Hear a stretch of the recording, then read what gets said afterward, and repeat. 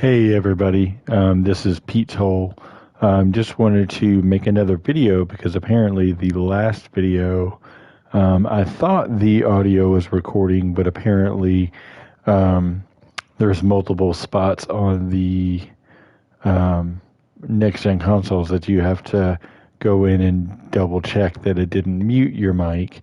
But in this video, I wanted to dive into NBA 2K22 tendencies specifically and talk about some of the things that 2K has worked on since 2K21, some things that are a little bit different than 2K21, and then last, some constructive feedback that I think would be good feedback for 2K to have moving forward for 2K22 as far as what to fix. But let's dive into it. I go into the official 2K Sports roster. I hit quick edit, which is start, and then from there hit triangle, and then here we are with the tendencies. Diving into it this year, you'll notice that the tendencies, the shooting tendencies, close shot under the basket, mid-range, and then three-pointer. They're still all simulation-based tendencies, so they don't really affect gameplay from the standpoint that some of the other tendencies do. I've seen a lot of people make the mistake of dropping the shot close tendency down to 0 because they don't like that little short jump shot that a lot of players take. I think you could take it down to 1 because you want the computer AI to still do something if the shot clock is run out and they are close to the basket in that section. The other part of it is for players that have a high floater tendency, they also need to have the close shot considerably high as well. So that way, in that close range, which is the floater range, they'd still be able to take that shot. So good job for 2K for tweaking the floater tendency and making it a more prominent part of the arsenal for players. So what I wanted to start out with as far as positive feedback of what 2K did this year is they really listened and took down the current gameplay and kind of replicated what the current gameplay is in the sense of they knocked down the spot up mid-range shot, which you don't see a lot of players take. Now, one thing you will have to still kind of tweak are the rookies. It looks like, and this is just my guess, that they were put in later in the dev cycle, as they usually are, especially with the draft being in July this past year, close to August versus normally the end of June. The devs had less time to fix those issues. Not saying that they're, 100% couldn't have fixed them, but I think it's something that once the rookies play, you'll see those kind of revised. I'm somebody that I like to go ahead and do that before I add players to the roster, but for time constraints, I could see why 2K might have just put those in there. So kudos to 2K for knocking down the spot up mid-range tendency there.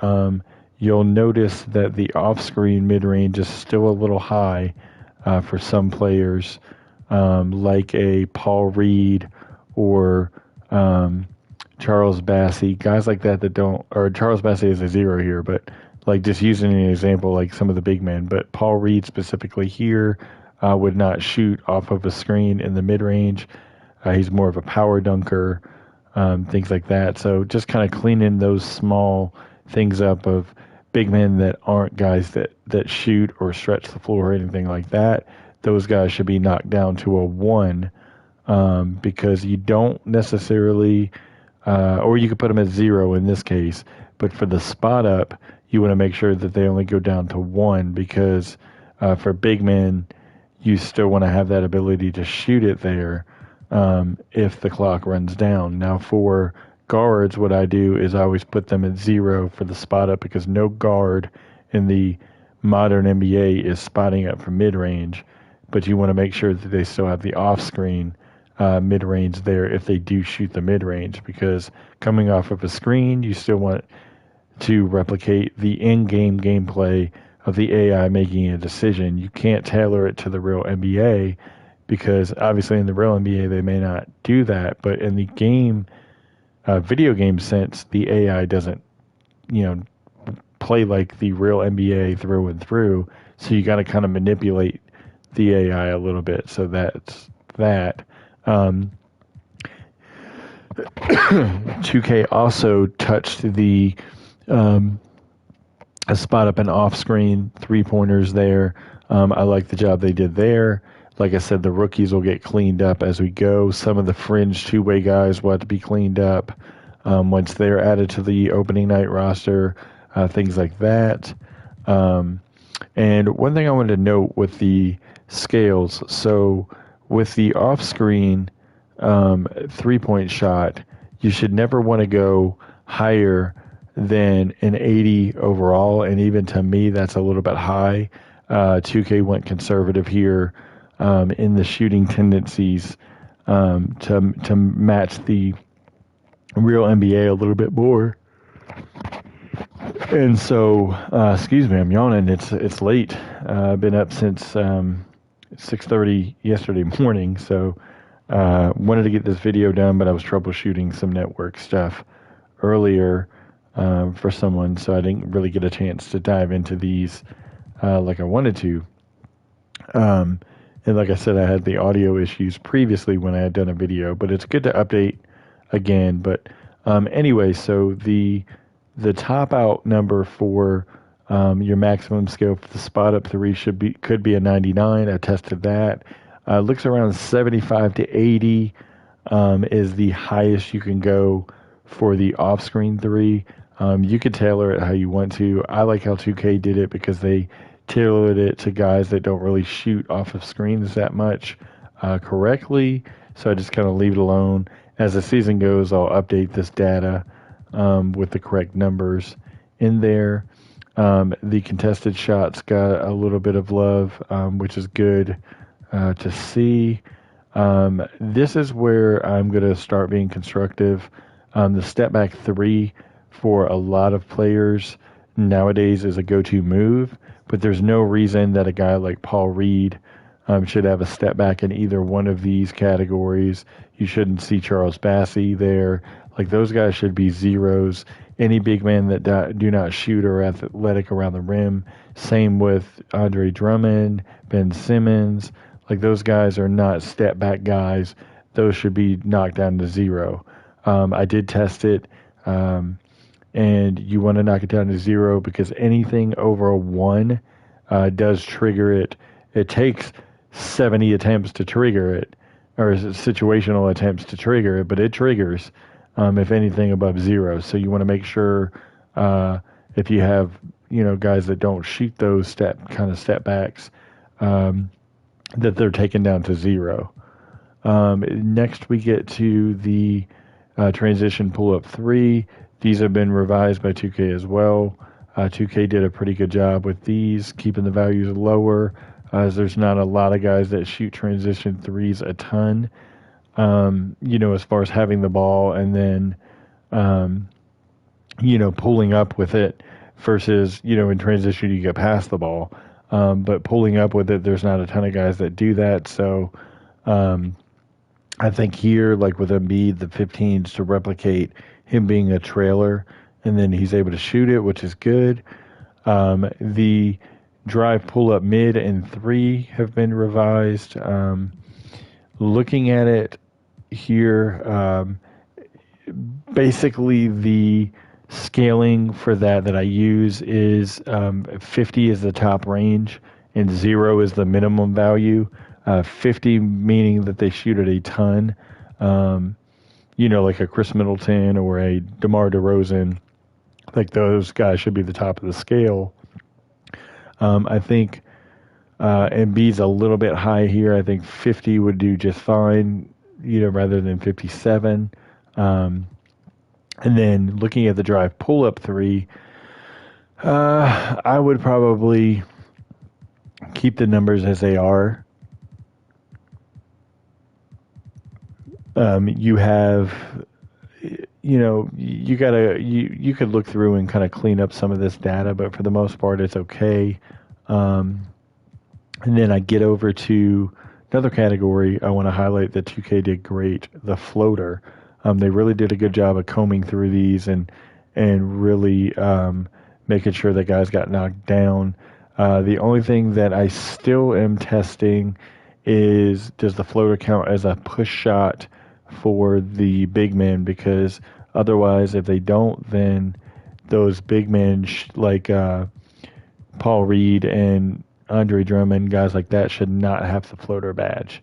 Moving over to the dunk packages, as far as the standing dunk, driving dunk, and flashy dunk, 2K, as of 2K18, they had changed to the scale of 80 equals 100%, 40 equals 50%, and then 0 equals 0%.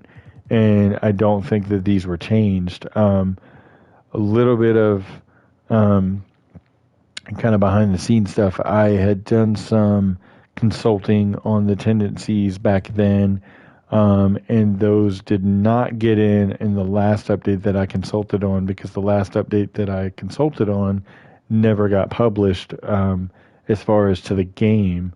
I believe it was for 2K19. And so they never made it in, so the scale never changed. Now, 2K could have changed the scale since then, but it used to be 80 was the top out. Then it was 40 for the middling value, and then 0 for the absolute not going to attempt.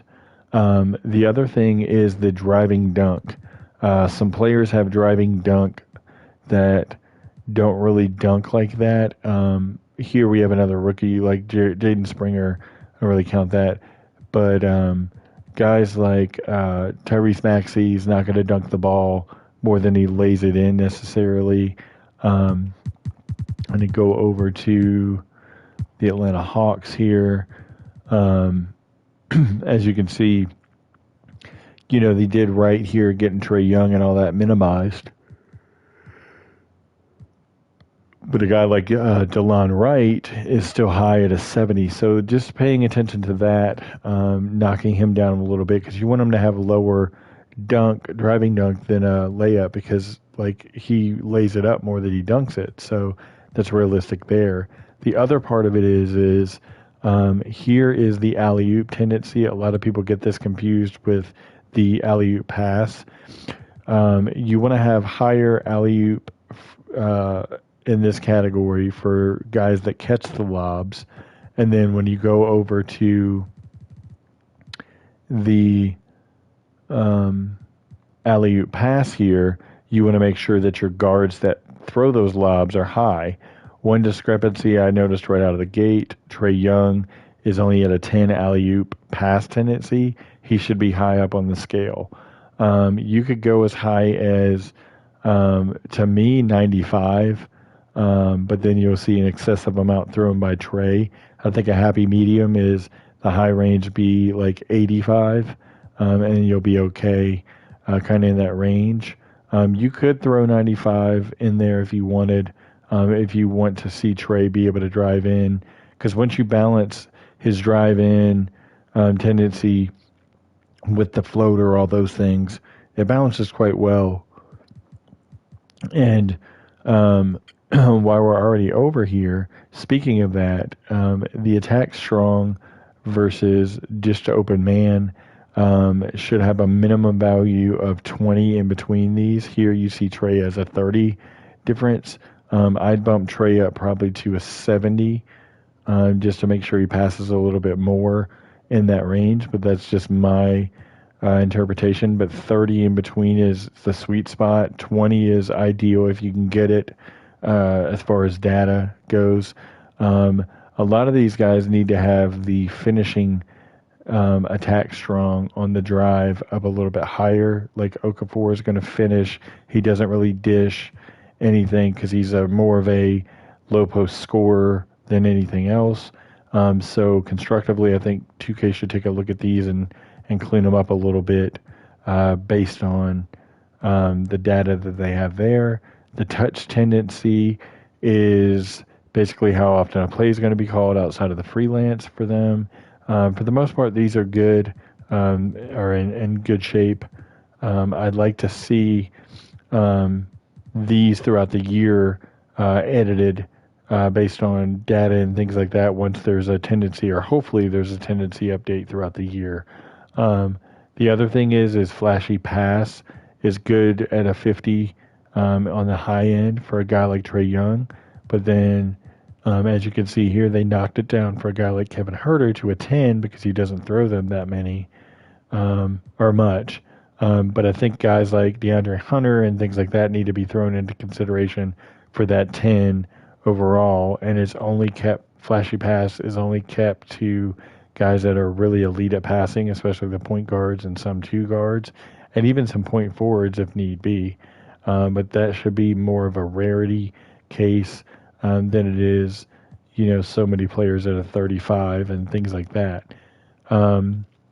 Looking at roll versus pop, the higher you go in this category, so a 99 would equal you roll to the rim 99%. A 0 means you would pop out to 3 and shoot jumpers in that case. So these are tailored pretty good. Of course, there's going to be probably some guys that are missed a little bit, like Jalen Johnson here.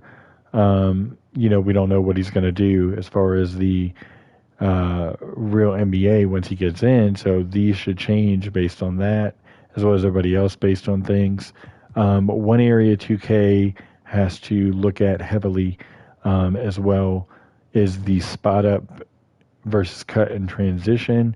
The higher the value, the more likely you're going to be spotting up for 3. So you want all your 3-point shooters, things like that, to be higher in value. The scale for that is pretty easy. It's 99 for the high end, 0 for the low end, 50 for the medium.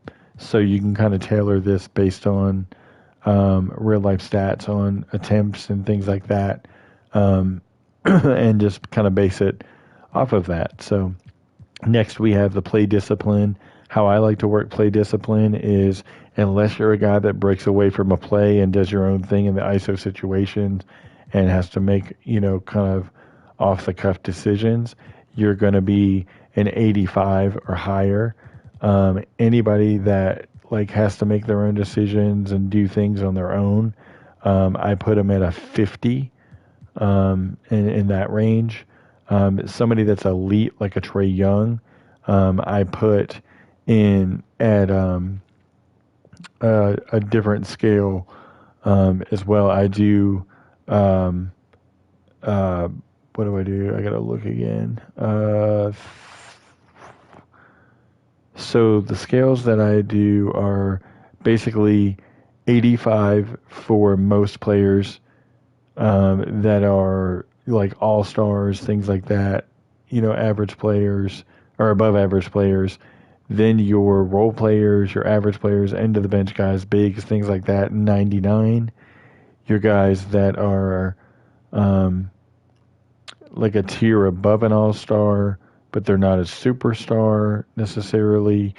I would put them at a 50, and then your elite company like Trae Young, Kevin Durant, James Harden, guys like that, I would put at a 25. That's just my personal scale and how I use it, and I've gotten good results there. Your ISO tendencies, you want to take down anybody that does not ISO and put them at 0. Like, there's no way Clint Capella should have ISO tendencies at all here. No reason at all for him to have those. So just cleaning those up would be great for 2K to do. And then we get to the post-up tendency. And these were worked on as well by 2K. And you can pretty much look at players and see if they're a post-up guy or not, and then kind of tailor them from there. What I like to do is go through. I don't like guys that could potentially post up. Like a Kevin Herter might be able to post up in the post because of his height, so I leave him at a 1. But a guy like a who's a small guard, like Ish Smith, would not be in the post for Charlotte posting up. So I put him at a 0, leave it at that, and got to go from there. Category that not many people talk about when they talk about tendencies is the shot contest. As you can see here, Jahlil Okafor is at a 99 shot contest. I don't agree with that just because he's not that great of a defender. I would have that easily knocked way down, just because, looking at the shot contest and just kind of what it does to the game this year, you want the elite defenders to be up in the upper echelon category, 75 and above. You want the guys that aren't, tailored and scaled based upon if they are a good defender or not. Jahlil Okafor is not that great of a defender, so I'd probably have him between, 50 and 60 there. They did a good job with Trey and Lou Williams here because they're not good defenders. But I'd like to see DeLon Wright, who is a good defender, maybe get bumped up to like a 65 or so. Just kind of knowing each player and kind of what their actual tendencies are there is good. The hard foul tendencies I'd like to see tweaked for the big men that are kind of rough, like a James Johnson, Dwight Howard, guys like that, would be perfect to make sure that those get touched. And then cleaning up the pass interception here, because you got a big man in Gorgie Jang, Okongwu, Capella, all up high, and then you've got the same numbers for your guards. So you got to be able to differentiate who can get in the passing lanes and get those steals and things like that, and who can't. So you knock those numbers accordingly based on those. So next, I want to look at a very specific category that's vital to gameplay, and I never can find them, so it always takes me a minute. Real quick, the triple threat tendencies. Personally, what I do for bigs, I take the drop step or the jab step all the way down. I bring up the pump fake to a 50 to match with idle 50 if they're not shooters. If you're a wing that shoots from there, then you want to make sure idle is down because you want to be able to make a play. Make sure your pump fake is down, and your jab step and your shooting should be the two things there that you focus on. But what I wanted to get to was the drive tendency, the spot up drive, and the off-screen drive. So the drive tendency is what tells the computer AI to keep pushing to the rim no matter what, like aggressively getting there, dribbling and things like that. The spot up should coincide with the spot up 3, the pull ups. All those things have to work in sync as far as that specific tendency. It also dictates whether a player is going to drive and go get in a floater. So Trae Young here did more driving on a spot up than he did catching the ball and shooting it, because a lot of times he dribbles himself and then throws up threes. So here you see he has ability to drive in. I would just like to see these touched up for certain players like Clint Capella, who should not have a 75 off-screen drive or a 30. What I do with bigs, especially centers, even power forwards that don't really shoot anything like that, I take them down to a 5. So it gives them the ability, if it's the computer AI and the shot clock's running down, they're going to make a decision, then those will kind of trigger into that sense. But only take down big men, pretty low to 5 and 5, and then drive to 5 as well. And then I tailor the rest based on kind of scaling in regards to wings and guards and things like that. So, good job by 2K this year for going in and cleaning up certain tendencies and things like that. I do think that a couple areas need a little bit more attention.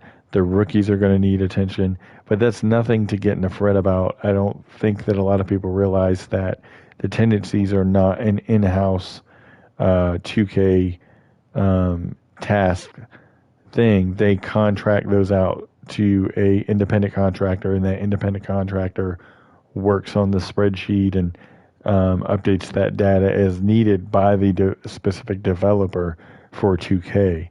So it's not just somebody working for 2K that says, hey, we don't want to work on these, whatever. It's somebody that works a full-time job, that has a family, has a life, and then still has to do this on the side, basically as a secondary income, and or for fun. And then from there, basically, you've got, someone that's running into a time constraint because there's only so many hours in a day. So things can get missed. So it's totally understandable. But hopefully the video has been a resource feedback for anybody that's roster editing and or 2K if you're watching this. Maybe it's been a little bit of a help, as far as overall just kind of where things stand tendency-wise and maybe what is needed. So thanks, everybody, for watching.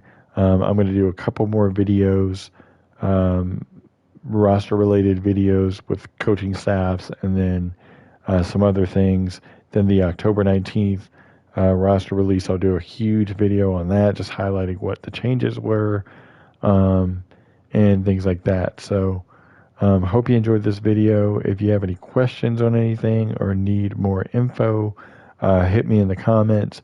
Please, if you haven't already, like and subscribe to the YouTube channel. I'm going to be adding more content to it, as well as my 3 for the Win NBA podcast content. I'll be adding, uploading the audio onto the YouTube channel as well, just to help exposure. So hope everybody has a good evening, and thanks for watching. I will talk to you next time.